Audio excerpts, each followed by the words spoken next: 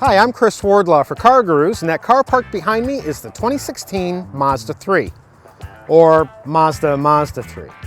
I don't know, I never really got the whole double Mazda name thing. It's kind of like Mazda saying, no, really, it's a Mazda, trust us.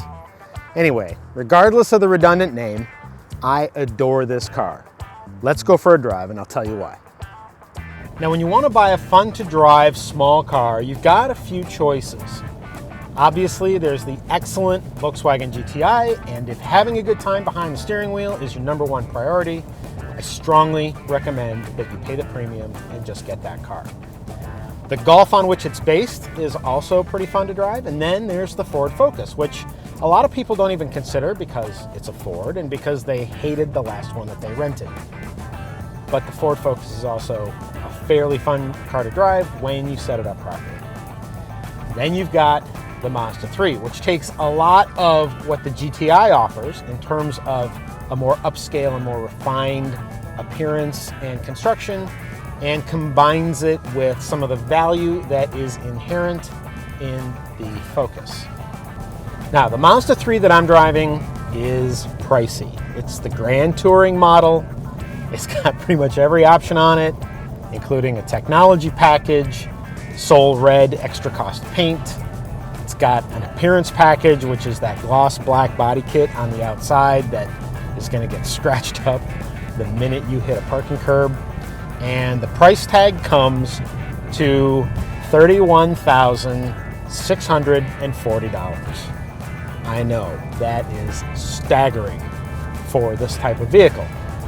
But to be honest with you, it certainly seems worth it. Consider this.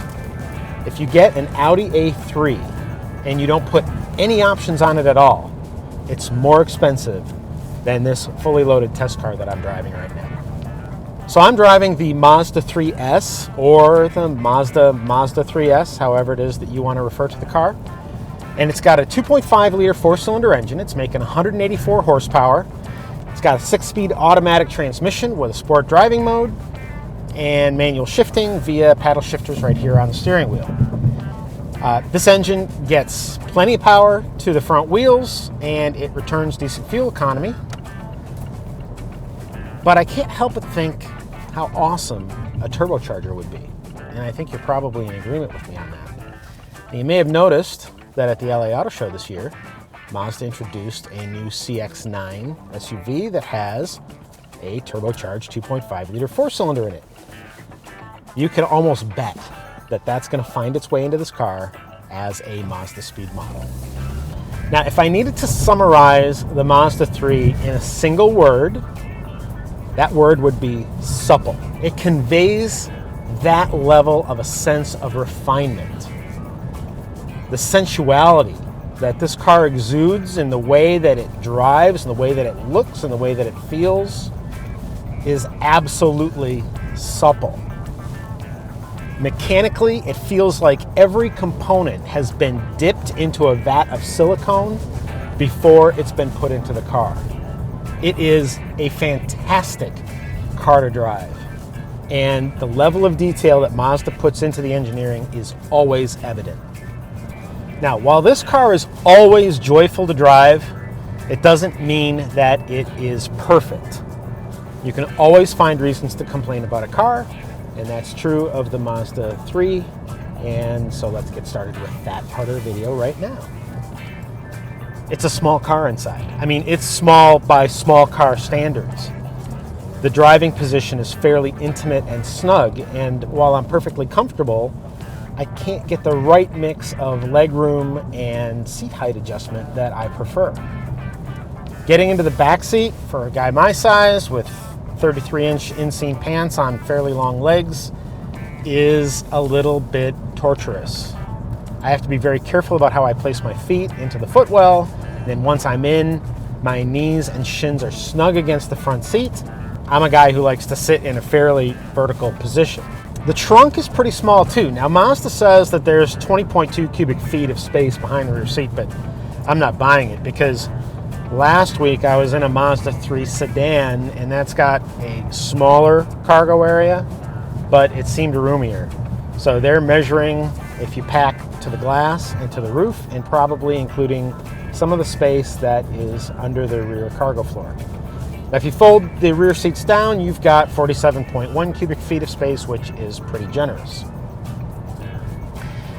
Now, as far as the control layout is concerned, Mazda is a no-nonsense, let's have fun kind of a car company. And so it pays very close attention to how it sets the car up. Legibility and clarity are the #1 drivers of the interior design of this car. It's got this Mazda Connect infotainment system that has a screen that's kind of propped up here like an iPad on the dashboard.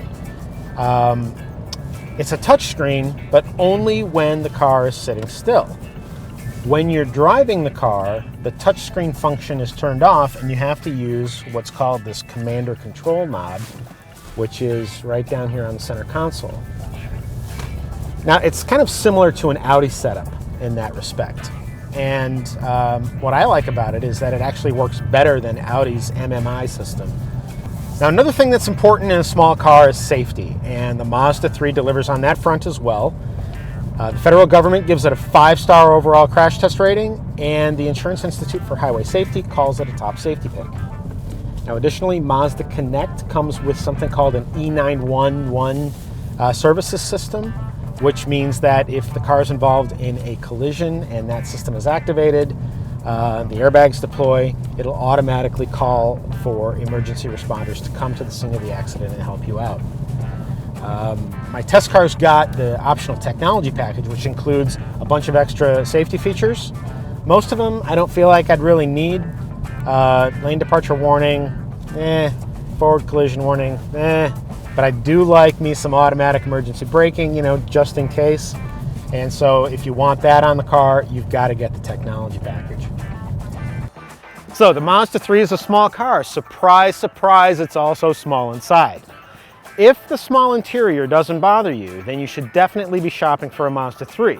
And that is true even if you're shopping in a class above. So if you're looking at, say, an Acura ILX or an Audi A3, put a fully loaded Mazda 3 Grand Touring on your list as well, because it's got the same amount of style and substance and suppleness that so-called luxury vehicles do.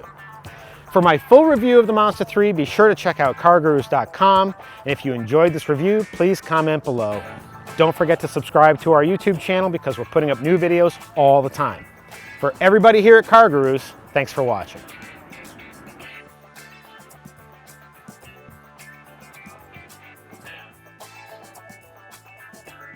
Refinement that so-called luxury vehicles typically have.